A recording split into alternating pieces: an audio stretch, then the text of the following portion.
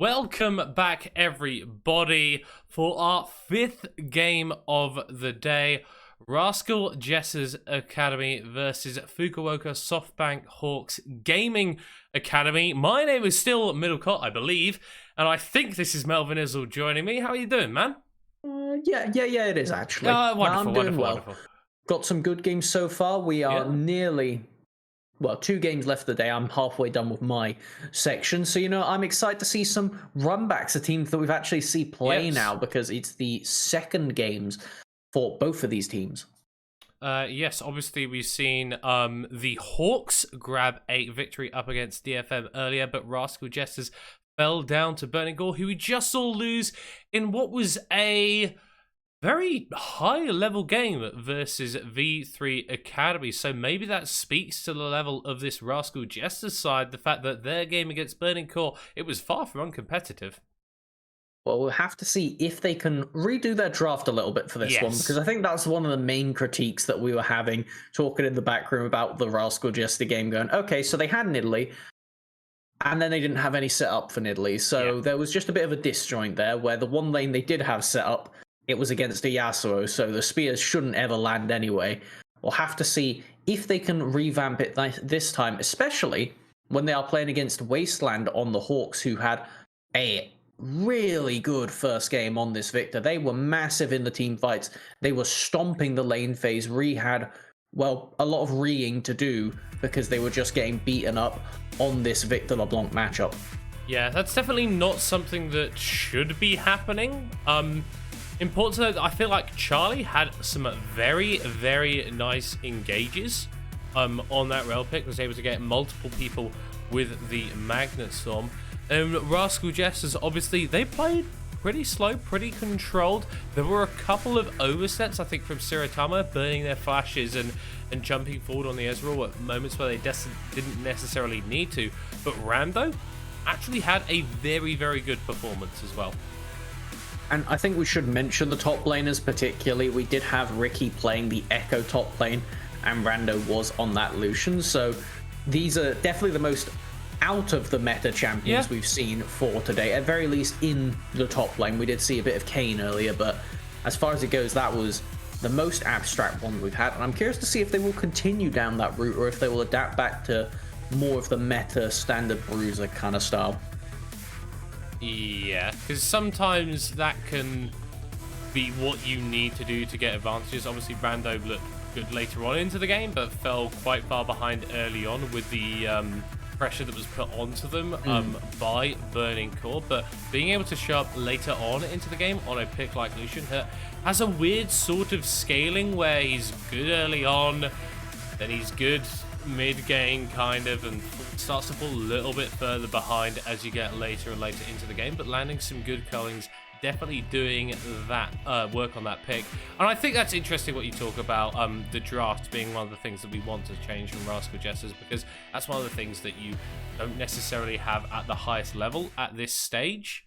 But if you are able to secure yourself something pretty nice, then maybe we could see a little bit more from these guys than we saw in the previous game. And I think it starts about trying to identify what you can actually attack for the Hawks, because we didn't know anything about this roster coming into the day, and they impressed, to say the least, with this weird Echo top lane, going for the Grasp of the Undying to survive lane, but still being a burst mage later on. Having the Viego Victor as a relatively standard, but performing exceptionally well on the pair of them, and then rounding it off with the Samira Rel. The comp made sense. You have I like to call them the chip champions, where you have the Echo and the Victor, where you put the people low, and then you let the resetters go in. You let the Viego, you let the Samira go in, and that's all you need. This is like how you build these kind of new comps with all of these champions that have insane reset ability. They performed on it, they executed it, and they won because of it. Well, we will have to see if they're able to put themselves together another interesting and innovative draft, as we are going to be heading into the pick and ban phase. Interesting to see the Lucian removed, actually. So what Rando was starting to do in this mid game in the previous time we saw Rascal Jesters want to take that pick away. Viego going to be taken off by Rascal Jesters as well, as there goes the Nidalee too. saying that despite not having the best lanes of it, maybe they thought to themselves, well, if we take away the Lucian, there's a lot more of the standard picks like the Renekton starting to open up, so we kind of need to inadvertently get rid of that one. Braves as well, that is a big respect ban, however. We'll have to see what actually gets picked up in the first rotation, because we've got a lot of the OPs still open, with Viego being the only real OP taken off the table. We've got Aphelios Thresh, we've got LeBlanc, we've got even Tahm Kench a bit nerfed on this patch, but there's a lot still available. Diana, it's pretty much just whatever you fancy right now for the Hawks, because it is likely open if you want it. Yeah. But I think that pick ban strategy sort of makes sense when these teams have a little bit less experience together. If you're hot on the day on a particular composition or a particular style of play, then you just want to keep doing that same thing, keep using that to get the victories. So taking away stuff like the Samira, stuff like the Nidalee, which aren't necessarily premier picks, makes a lot of sense. This, however, definitely isn't a premier pick. Insta-lock Jarvan, the SoftBank Hawks. Feel like they're wanting Rascal Jester to stray towards that Rise again, perhaps, because the fact they had an Ezreal, it didn't work. This is a lot of theory crafting based on the one game experience they saw, but it's the best we can realistically do at this point. Is Rascal Jester actually just slam down a bot lane who can escape the cage? That is a very aggressive duo that we need to see more dive champions paired around them if it is to work. Yeah, the way you counter dive is with even more dive, and if this Jarvan is going to be abandoning the Aphelios going into the backside, it can become very difficult to play that champion, but is notoriously good against the likes of the Leona and the Kai'Sa into these dive compositions. Thresh as well, going to offer a lot more safety to Howler. Aphelios Thresh has become one of those staple bot lanes where if you can't play it, you are a liability to your team, because it is the best counter you can have towards these really weak early game bot lanes that scale massively on the first few items, as it will be the previously banned Alawi top lane coming out for Rando. Okay, I really want to see this. So basically you can't gank top lane anymore. It's gone. That lane doesn't exist to you anymore. Doesn't exist anymore. Anko-chan, I didn't know that there was a half of the map up there. They're like, I get my top camps, but I don't know why I call them top camps, because I don't have a top lane. There's nothing there. Obviously a champion that we do not see in high-level competitive play really at all. My brain's going back. I think Vizichachi may have used it a couple times. Played it a few times, I recall. Yeah, but it suffers from a lot of these weaknesses where it could do very well in lane, but its teamfight setup is notoriously bad, and if you aren't able to accelerate through that early stage, then you look a little bit useless as we get later into the game. Somebody who will look useless later into the game is going to be this Jarvan, who isn't allowed to dive into the Alawi at this point. They've almost just negated them with another negatable pick, and if they do go towards this Galio here, it's a weird mix of dive and counter dive, where Rascal Jester say, you can't come into us, but we also don't have the best mechanisms to go into you. So they need to find a last pick jungler who can dive in quite far. Lee Sin is off the table. Diana is off the table. I'm not sure where they're going to go with this one, as we now have to see what the Hawks want to respond with. They are hovering the Nart. It's a fine pick into the Alawi because you can kill the tentacles from range. You can avoid getting grabbed by that soul test, as we do have Wasteland, I hope, going towards the Victor again, because they had a stellar performance on it last time. Okay, so it's a little bit of the LJL special here with the Nara and the Victor locked in. Two champs that really have survived as sort of generalists in the meta that offer you a lot of good things. Zone control, poke from ranged, big team fight ultimates. And just trying to think of what it could be. It could be the Echo here. Okay, so this is a jungle Echo for Kurup here? It's pretty good, but it wasn't buffed on this patch, actually, amusingly enough. It has been buffed even more recently, but it has to be a jungle Echo. None of those other champions I really hope so. I'm getting quite scared by where all these champions are. There we are. If we could all stay like this, I'm a much happy camper. So what we have got here is, once again, the Echo as an answer to the Aphelios. The zoning potential is significant, and the fact that they can dive in, set up for the heroic entrance for the Galio, give Kai'Sa a good angle, and then jump back out to safety, means that Rascal Jester have a lot of mechanisms to actually make these fights work, and the Hawks do not have the tools to stop them. If Mega Gnar is not available, then it is just the Flay that can actually stop this Echo getting on top of your Victor, on top of your Aphelios. So I like what Rascal Jester have, and I think this is a far better draft than their first attempt. It's flexible, yet innovative. I think is the words that we'd like to use. You don't really see Echo Jungle, you don't really see Alawi, but there are scenarios where they can work, and they've recognized them here, and they're going to utilize them. I'm going to be very interested to see how this top lane pans out, because like you alluded to, the Nari is one of the few champions that can actually go, not necessarily toe-to-toe in Alawi in terms of a fight, but can survive the lane, can poke out from range, kill those tentacles as well. But I feel like if either of the junglers really start making moves towards the top side of the map, the matchup can swing quite heavily one way or the other. And the thing about Alawi is she hasn't really been in a playable or a super good state since Kleptomancy was removed. And it's been waiting for a Sheen item, something that could give them power. They actually got nerfed preemptively, I believe. It was because they buffed Divine Sunderer like they did. So they do have a decent bit of itemization now, but they took a bit of a hit themselves. So it will be that kind of situation where the quicker they can get to that item, the more Rando will actually get to play the game. But if you look at the enemy team, the only person you're ever going to get a reliable ultimate onto is going to be Anko-chan on this Jarvan, because nobody else wants to jump on you, and Anko-chan could just ult you and then flag and drag away. So then you've just got Alawi trapped in a box in the backline and she can't get on top of you. I mean, speaking of the box as well, Charlie on the Thresh can use that Dark Pashes to get anyone that's caught to safety. So Rando's really going to have to find, I think, creative angles to come into teamfight is the best way I can describe it, because I do not think that the Hawks need to actually overcommit into Rascal Jesters, because you've got this Aphelios, you've got this Victor. In the right setup, these champions could do a fair bit from range, and there really isn't that same level of range for Rascal Jesters to compete against them. I think that Wasteland is going to go massive on this Victor if given the chance, because the fact that you can just deny half of the enemy team by zoning, Kirip needs to get an engage on this Echo, because otherwise the team just doesn't function. If they can't get the jump in, the parallel convergence into heroic entrance, you can fish with the Leona ults, but you're playing against the Thresh, you're playing against the Cleanser Aphelios. You don't reliably get to jump in on those, so this is going to be a tough game for Rascal Jester. I think I prefer the Hawks comp overall, but I will say it is a step up for what Rascal Jester had. Yeah. It's just, this Alawi is kind of just sat there on the side like, yeah, it's there. Yeah. Does it do anything? We'll see. I think we will see. I'm really excited. I haven't got the opportunity to cast an Alawi, I don't think, yet. It's dramatic. Yeah. It is dramatic. It is dramatic. I don't really play top lane.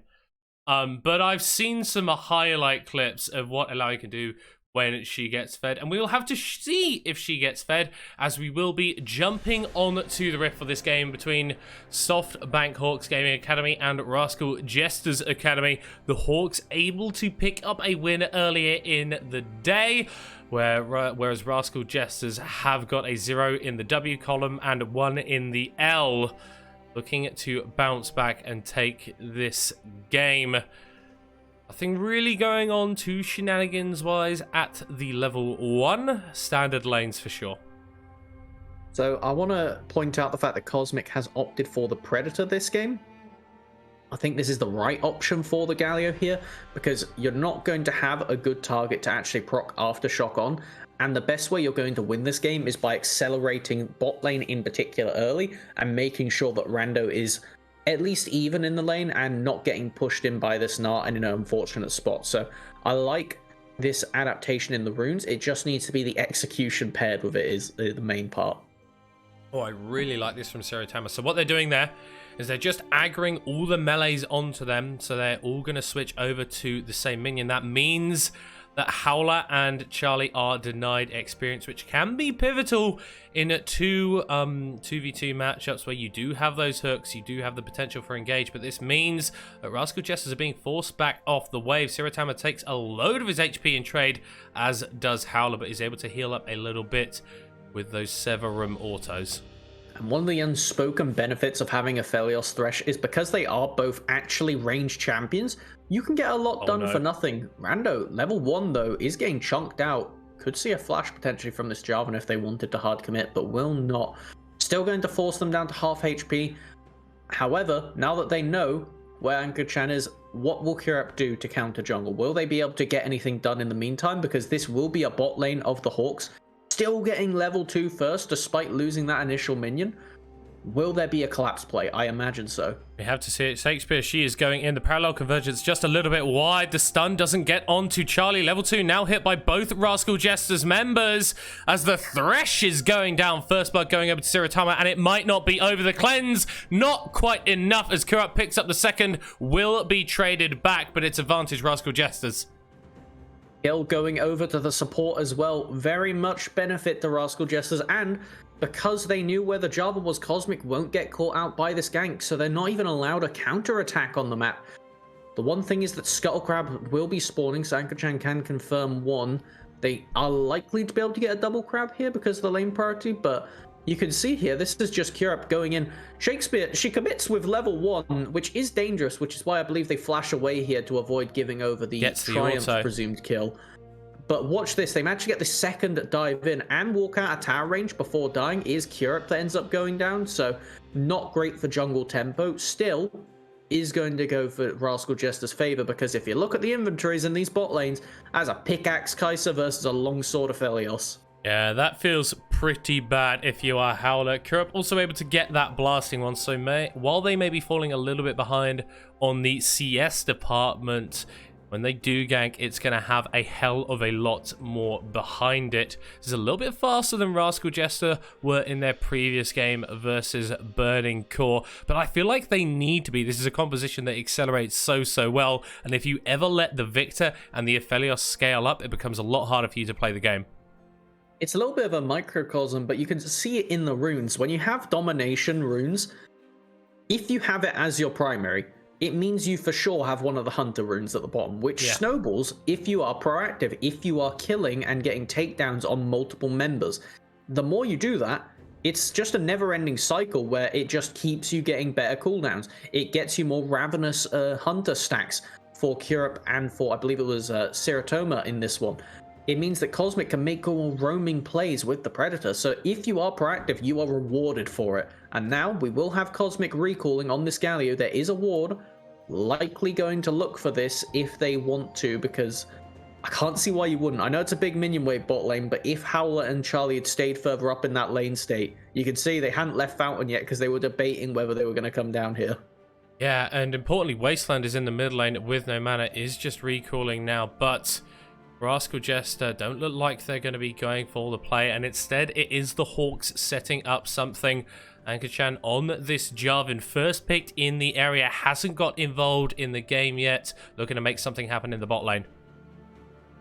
Could be a case of just looking to deny the counter gank, because their only camp up right now is the Gromp, so they're not losing anything by being down here. I think that this is a really good adaptation from the jungle pathing instead of going towards something like the Dragon early. Cloud Dragon really hurts at early levels. Hook lands onto Shakespeare. That's the knock-up as well with the EQ, but she goes back in with the Zenith Blade, and that means that Rascal Jesters can take the rest of this fight. They do get the first kill. They do get the second. One traded back, but that was the best of a bad situation. The EQ flashed away from by Cosmic. Once again, the favor goes to Rascal Jester, and this is something that is super, not only a benefit, but super required for their comp. You need to be snowballing, because if a Kai'Sa is put behind, if they are allowed to just get pushed in by this Aphelios and bullied under turret, it doesn't get better. Because if Aphelios is allowed to snowball towards a Mortal Shield Bow, towards the first few items, they will just become a bulwark that with Thresh cannot be broken through by this offense of Rascal Jester. Yeah, we saw here, this is a play that the Hawks have been setting up for oh so long. They do get the initial pick onto Shakespeare, but she goes back in with that incredible tankiness that you do get from the Leona. The double taunt as well from Cosmic means that this fight goes in favor of Rascal Jesters, even though it wasn't a proactive play from them. And because we saw that Shakespeare walked forward, she actually got the flash out of Anchor-chan too, because they needed to try and get that kill before they could return to get involved in the fight. So again, the summoners were also pretty in the favor of Rascal Jester there. You see there was the Ignite, Flash mid lane, the Teleport used.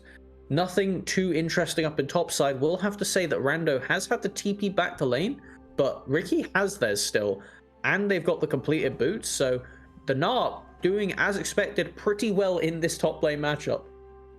Well, will be pushed in, and that means that Rascal Jester can go forward. Gets the nod directly onto Rando, who's forced to flash back. Will test the spirit of Ricky, and will find him wanting as the Gnar backs away. Meanwhile, Rascal Jesters are invading aggressively into the top side. No Mega Gnar available, no ultimate for Anka-chan either, but Wasteland is moving over. I think if Ricky had not got that play under the tower and forced Rando to flash, then the collapse could have been very dire into the Hawks jungle. So what we do have now is just the map returning to a bit of a neutral state. Shakespeare, she is lurking mid lane with the flash. If Wasteland ever stepped up, then Cosmic was going to pull that trigger. But it has to be said that Wasteland, very consistent player in the 2 games we've seen on this Victor. They are in their comfort zone, just happily farming up to get that passive active. If they do get involved in kills, that accelerates the Victor massively towards getting those augment upgrades. Unfortunately, hasn't been involved in any quite yet. It's all been Charlie getting the last hits for the Hawks as Europe is starting up this Rift Herald, looking to accelerate the game even more. But yeah, like you mentioned, Wasteland 30 CS up in the mid lane versus Cosmic, who actually looked all right in the previous game. So I think this Victor might be something that teams start to ban out as we go through the tournament. Rift Herald has been picked up now. Where do we want to see this dropped?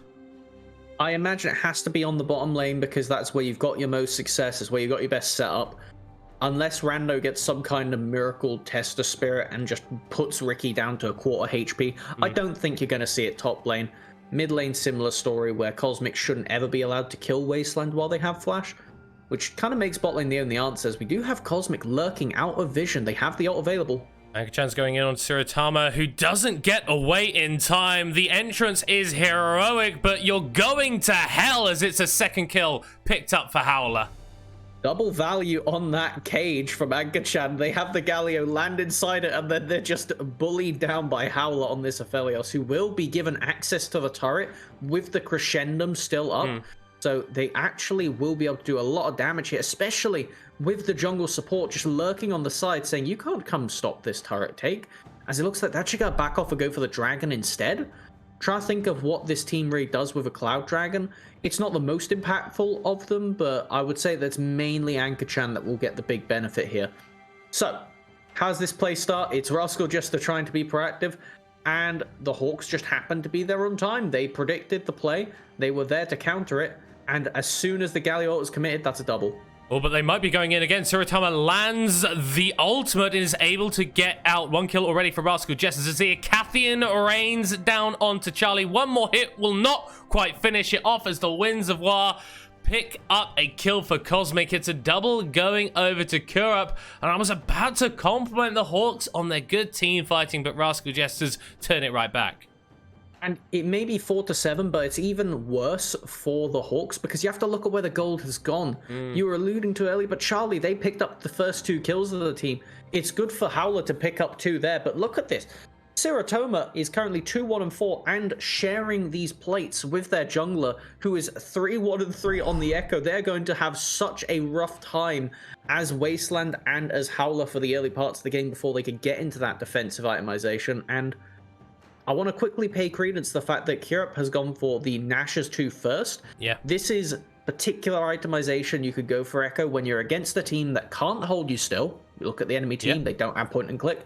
And it helps you accelerate when you're against a jungle who relies on ganking when you can power farm. Because Jarvan will not farm as quickly. They have managed to keep pace because of how many ganks Kurup has got down on the table. But the fact that it is still in their favor once they start clearing through their jungle again means that they're going to be accelerating even further and adds the ability to take neutral objectives, especially like the Dragons and Baron later on. Yeah, as we are getting into this replay, it was the Hawks who were able to take down this Drake in the end, but with Kurup moving into the area, the smite did come down.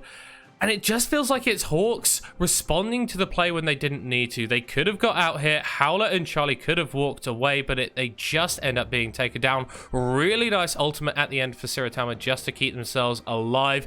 And honestly, a little bit of what we thought we'd see from Rascal Jesters, moving around Cosmic on this Galio, able to pick up a couple more kills at the end of the fight. And whilst Wasteland has been doing great in the farm department, they're 0-0-0. They have not impacted the game as of yet. And when Victor does not get to accelerate, does not get to collect these augment stacks, it takes them a long time. They need 300 CS to actually get all 3 augments. It's 25 stacks per kill or takedown. So if they get involved in one team fight, we could see Wasteland become an absolute monster. But when you're against the Gallia, you just don't get that option because they can force so much more effectively across the map with that heroic entrance, with the teleport. Yes, you can use yours to counteract, but if a Victor lands in the middle of no man's land, they're dead. If Cosmic lands there, they can at least get a taunt off first. Yeah, as we see that massive farm advantage in the mid lane isn't actually even amounting to much. 300 gold lead for the Victor is nice, but I'd rather have the kills that Cosmic has got for himself and enabled for the rest of his team. But the big thing was that jungle gap. Kurup, 2,000 gold up on Anko-chan, as he's just starting to bully him out of his own jungle. And with this Nash's Tooth build, like we're mentioning, that farm difference is just going to keep growing. Have to see what happens with the neutral objectives now, because we do have Herald and Dragon spawning at the same time. Siratama taking a good reset window here. They are going to be on the map with as much gold spent as possible before these 2 neutrals. Kurup just taking this crab away so they could guarantee the vision. To me, that sounds like they want to go for the Dragon and just have the Rift Herald available, so if they do see a committal from Hawks, they know they're safe. Has to be said now, it's going to be a Felios Thresh laning into Alawi. If it was bad, if not, oh my... Okay, goodbye Wasteland, man. Holy moly. And this just gives Rascal Jesters so many options. There are double objectives coming up now, like you mentioned, but with the Victor down for 25 seconds, this means that the vision setup can start to come out from the Jesters. And you'll see from Howler's guns, they have the red and the white one. These are short range. These are not for wave clear. Anko-chan going in very aggressively there, but it means that you kind of need to dedicate way more resources to clearing mid lane than you otherwise would have to. Because Victor can do it on their own, but nobody else can. You need a lot of defense, else Kai'Sa will do that again to you. Yeah, Wasteland has been able to pick up that Luden's Tempest, though, and with Rascal Jesters not really asserting themselves onto either objective, will be available for the fight. Only 1 mythic picked up so far for our red side team. That's the Kraken Slayer on to Siratama, looking to do as much damage as they can in the upcoming fight. Has to be said that the Nashers is basically a mythic for Kurup at this point. The stats it gives an Echo are really disgusting if they are allowed to free hit in a fight, which so far, based on their scoreline, they have been allowed to. As we do see the Demacian standard popped over the wall. Both mid lane towers haven't really been touched too much. Wasteland, whilst he's been in lane a lot more, doesn't really take down towers too quickly as the Victor. Rascal Jesters will be picking up this Ocean Drake, so 1 apiece now for both teams as Hawks move towards the Herald. Ricky has shoved in the bot lane though, and will be able to TP to this play. So it should be advantage for the Hawks. The other thing is Rando is currently in the top lane being pushed in. So will this turn into a big team fight? I think the Hawks want it to, especially with where Rando is on the flank now. They've just picked up the Sunderer. Oh yeah, 3,000, 2,000 HP on the Herald does go over to Rascal Jesters, but a kill is going to be going over to the Hawks immediately. Ricky is building up that rage, getting angry. That's a nice flash away from the Moonlight Vigil, as Meganar will not go over the wall. So a Herald for a kill trade, as Rando might be sticking around for a little bit more, but ultimately can just walk it out. That is our first item hull breaker for Rando. When we talk about the concept of weak and strong side, Hullbreaker is kind of like the humble middle ground where you want to be left alone. It's just the item that gains insane stats when you are on your own, so they could just hold turrets forever or push turrets and wait for people to come on by. They are gaining way more stats than a mythic would right now, just because there's nobody near them. My favorite part about this item is if you ping it in your inventory and somebody's close to you, it just says "leave me alone" and then the name of the person nearby. Does it? Wait, does it actually? It actually says that. Please leave me alone. Things like, yeah, I want to be alone. Okay, so let's look at this actual fight. Because it is the matter of the Hawks looking for an angle, and the fact that they managed to catch Shakespeare, she just goes down. It's a lot committed, though, so they can't really chase any further. Yeah. And with the flash forced out by Howler, Siratoma really can't go in now with the Kai'Sa. The ultimate's back up, so their playmaking is available, but without that Kai'Sa flash, if they overcommit and don't get the kill, they are going to be in no man's land in a big way. Yes, they will be. Siratama was someone that we pinged as being maybe a little bit over-aggressive at times. Is doing fine this game, building towards that Wit's End second item, which is going to get a lot of efficiency against Wasteland's Victor, who is still yet to grab a kill for himself, although he does have a little assist there. Good job, you, as well as that CS lead. And because he's got this Luden's Tempest, it means he can basically perma-clear this mid lane. And this Herald that Rascal Jesters were able to pick up becomes a lot harder to use. Cosmic has been caught out. Ricky is 2 levels up. We'll just be looking for the 1v1 up against the Galio, who flashes away but will not survive. That's a kill going over to the Gnar. Yeah, Galio cannot really side lane with the Predator, just in general at this point of the game, because of how much time they've spent roaming. They just do not have the stats to actually face off against the Divine Sunder and Gnar. Rando, though, is trying to get their teammates to leave them alone at this turret. They are going to do so. Very nicely done. They push Howler back, and it will give them access to the turret. As soon as there's a tentacle in range on the tower, you'll see this happens, and you're not really allowed to approach them. Yeah, Howler forced to walk back. Will get slapped in the face. That's got to hurt. Not a fan of that one, as Rascal Jesters have now got on both outer tier 1 towers. Only this middle tower remaining. Hawks yet to grab a tower yet, but Ricky will be changing that as he bashes down this bottom lane tower with his face. So, we are at 19 minutes. Take a look at the gold. It is basically dead even. Same with the dragons, dead even. I would say there's not even a big advantage for having one cloud or one ocean to either way.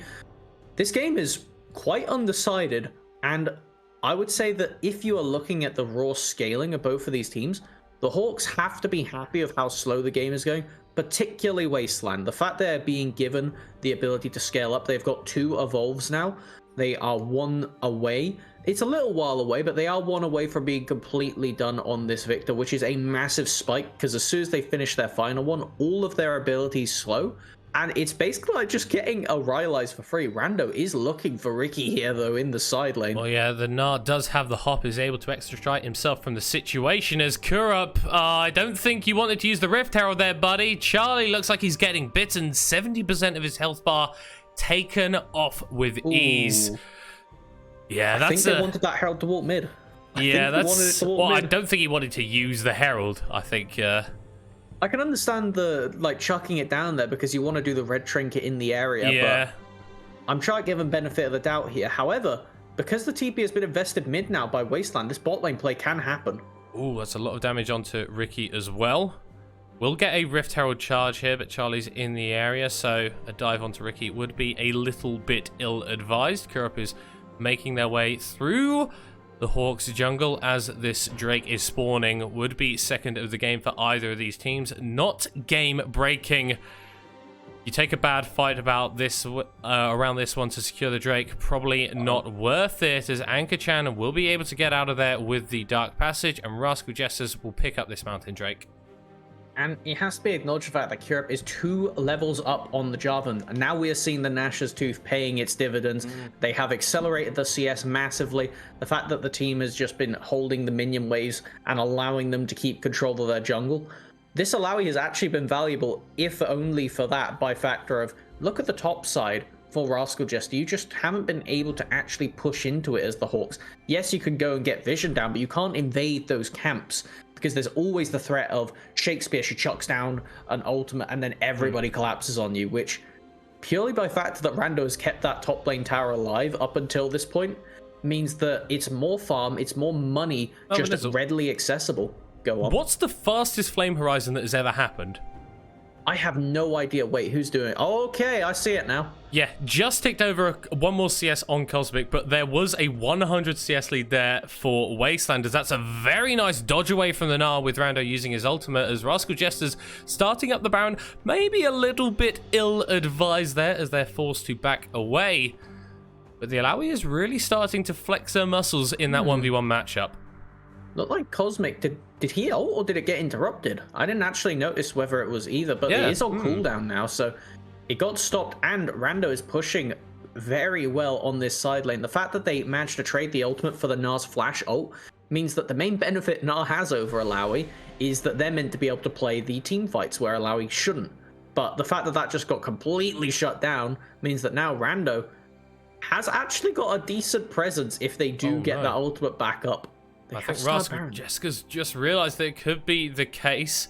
8,000 HP on the worm. 4 members of Hawks backing away as Rascal Jester's interrupted their recalls and will be glad that they did. Is a 2,000 gold lead for the Jesters right now, but like you mentioned, the team fight advantage at this stage, I feel, has to go to the Hawks. If they are allowed to get it, then it is all theirs, but right now it's a pick, and it is one that you can't really deny. Parallel convergence slow is so significant because it sets up for Alawi. It threatens the fact that you can't run that way, but Shakespeare, she's trapped. Oh, this might be an ode to death here, as we'll be forced to flash away. Big summoner spell burn, as there goes Anchor-chan immediately onto Rascal Jesters. Rando forced to flash back as well. The flay landing onto Shakespeare, who will be falling down. And the Hawks getting a pick kind of for free in the mid lane. Has to be said though, if Rando is a part of these team fights, they will not gain the benefit of that hull breaker. It still gives okay stats without the passive, but when you're with people, it's not good. So I think the best thing they could do is keep mid-prio here and threaten that turret and then collapse if they stay on this Baron, which it looks like they will. Oh yeah, already down to 5,000, 4,000 HP. Ricky is going mega. Parallel convergence dropping into the pit as Rando is going to be in the middle of all 5 of them and doesn't have time to ultimate. The entrance is heroic, but looks a little tragic as a second kill goes over to the Hawks, and they will be looking to secure this Baron. Kurup has had an incredible performance so far, but can they make the hero play work? Charlie desperately trying to prevent it from happening, but that means that Sirotama could dive into the backside. Already picked up 1 kill, grabs a second as well. Hawks get the Baron, but they pay for it with a little bit of blood, and now they are on the run. Will be able to get out, but Kurup is still chasing. Has the parallel convergence stun available as Sirotama is going forward on Anchor-chan, but they've gone too far forward. Will get dunked down into the ground. No ultimate available for the Echo. Gets stunned up. 1 more hit, and Wasteland grabs their first kill of the game. Shakespeare will be falling as well as Anchor-chan lands the stun. There comes the death laser. Very tanky on the Leona, but will not be able to get out. It looked good for Rascal Jesters for a moment, but the Hawks turn it right back around. Middle court, you remember what we were waiting for on this Victor? It was a single team fight, and they have now accelerated 2 items, Needless, Full Boots, and their final evolution. You could see the chase down potential right there. The fact that they could slow on every single play. There was a world where Shakespeare gets out if she wasn't being continuously slowed by everything Wasteland did. And as we look at this fight, it's because in the side lane, we have got Rando currently laning against an AD champion. So they do not have the tenacity in inventory, and you can see it right here. As soon as they get hooked, it is just awful. They do not get to channel the ultimate. They do not get to go unstoppable. The knockup comes in, and then Cosmic actually punches into the test of spirit, so they don't even get to escape. Oh, it's a tragedy. The only good part for Rascal Jester is the fact that the jungle and the ADC managed to get good work done here. They managed to collect onto these two, managed to pick up the 2 kills. Is significant because that is going to be a lot of the Baron buffs removed. Wasteland does not want to side lane against these champions, and considering you took it off the Gnar, it looks good for them. But this will be Hawks collecting the dragon after the fact they are still in the driver's seat. Yeah, but of course on the backside of that fight as well, it looked good for Rascal Jesters, but then SHG able to turn it around and get a couple of kills on to Wasteland. So like you said, Hawks definitely in the driver's seat, but the Gold League doesn't quite reflect that. It's only 500, 2 Drakes apiece, 2 kills in favor of the Hawks. Whilst they do have this Baron buff and will be looking to take down some towers, this game is far from over. Cosmic, though, buddy, you're a little bit caught out here. Slowed up with the gravity field. There comes the Cataclysm. And Wasteland, he took some time to get going, but he can't stop killing Jesters. I feel like they will be left in a wasteland of their own side of the map. Europe is lurking on the back line here. They are looking for this Gnar. Until they go Mega, there's not much they can really do to disengage them. They can try and hop away, but you can see Echo chases very well. So much damage down onto Ricky, who is charging up with the Mega Gnar, forced to go back, Cure up, but here comes Wasteland. TPs are coming through. Siratama very aggressive onto the Victor as the Echo is still alive. The flash forward, the Gnar into the wall, combo with the knock-up. It's a 1-for-1 so far, and Rando's exactly where he wants to be, in the middle of everyone 1v1ing Anchor-chan. Here comes the rest of the Hawks. You just need to pop the ultimate. Here come the tentacles, baby, slamming down onto the ground, but it's not enough as Ricky gets a double kill before he dies. Howler chasing down Cosmic, a beautiful hook landing from Charlie. The Justice Punch into the Thresh will trade the 1-for-1, and Rascal Jesters, they thought they had it, but Hawks say nah and take the fight. But Hawks, they get the better end of the play, but they used up their entire Baron duration here. They don't have anything left to push with. So let's start this play off from the beginning. It's Europe lurking behind Ricky, and they commit to the engage and end up forcing the stopwatch out. Now, this time spent means that Europe wants to ultimate back to regen HP, but now they're trapped. Wasteland has put them in an awkward spot. They nearly end up dying to this hook, but because Shakespeare sees it beforehand, Europe is allowed to survive for a couple moments more. We do get the massive Gnar that manages to swing this play, and if Rando is able to get this ultimate, it should be a fight in their favor, but the fact that they have the Hull Breaker means that the itemization just isn't in their favor. They only get 2 of the massive slam downs, and then once again, like you said, this hook right here kills Cosmic on the side. They trade their life, but you know, it's going to be worth it mid lane for support, as we do see in the damage. Tells a story. Yeah, it was Rando doing a lot of damage, but importantly, Charlie was just able to get the Ignite onto the Alawi, which meant that all of the healing was massively mitigated, and Rando wasn't able to take over the fight like they wanted. It's a minute until Baron. It's a small lead for the Hawks, but they haven't taken too many towers yet. There's a lot of standing gold still available on the map, but crucially, they're starting to get to that point where their carries have scaled. Rando, caught out a little in the side lane, isn't able to land the Test of Spirit, but does get the ultimate off. The tentacles aren't landing onto Ricky, though, as he is kiting around. One slam onto Anchor-chan as the Test of Spirit misses again. That's a wonderful flash out, but the Cataclysm comes forward too. They just can't land any damage and will be taken down. And it is the Bramble Vest putting in massive work, because you want to be hitting Ricky, but you can't do it. Oh, nicely gets done. The shutdown.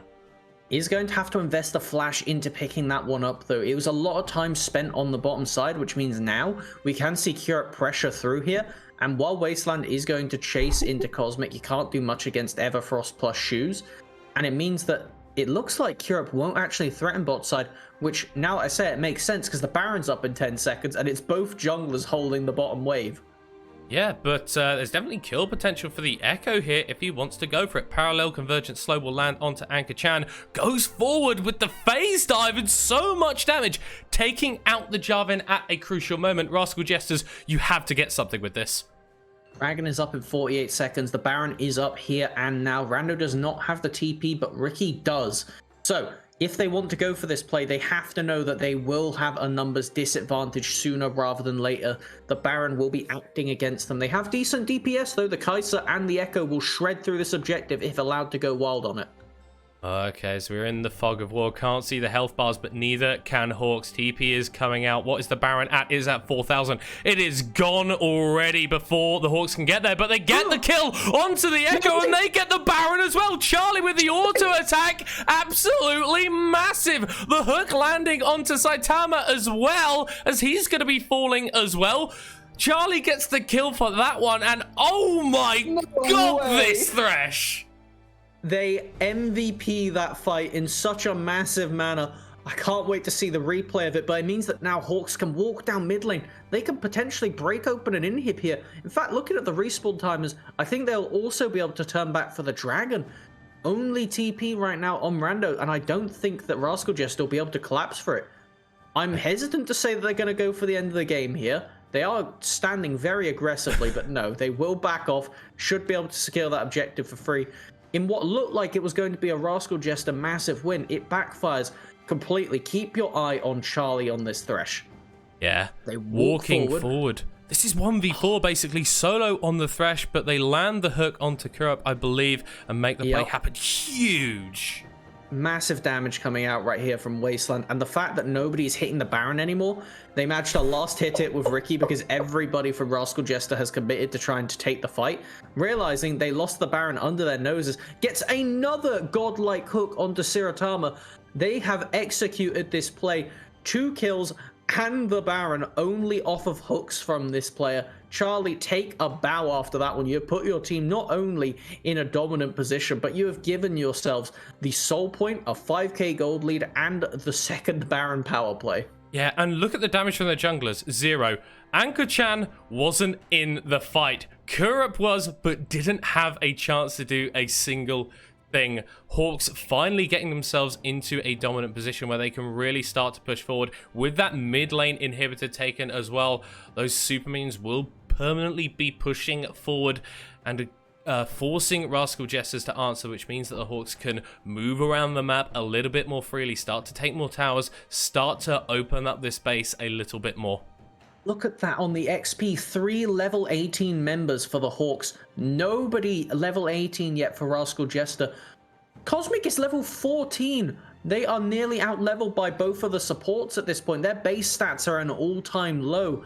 Howler is going to be near unkillable. They have the GA in inventory. If anybody dives on top of them, which is exactly what Rascal Jester want to do, you're likely going to get smacked back and killed no matter who you are. So, right now, the Hawks have got a free siege going on. As long as somebody can keep the mid wave pushed up, then this will be fine for them. Rando's going to attempt a wave clear, but the Hawks are sieging now, and that tower will not last. Yeah, and Rascal Jesters just don't have wave clear. That's a very nice ultimate landing immediately onto the Victor, who goes into the stopwatch, but will be falling soon after. Anchor-chan goes forward. That's a very big heal with the redemption, and Wasteland is still alive. Shakespeare falling big now on the backside from Ricky, and the Hawks are 1-0 up in the fight, looking to make it more. The hook just goes wide. There comes the ultimate from Rando, but it's not doing enough damage. The Steric Shield is big, but not quite big enough. Second kill going over to the Hawks as Anchor-chan goes into the GA and goes further forward onto Siratama. Kurup trying to do what he can, but will get rooted and will get shooted down. Siratama picks up one onto Wasteland on the backside of the fight. That's a lot of the wave clear. That's important. Rascal Jesters could look to defend.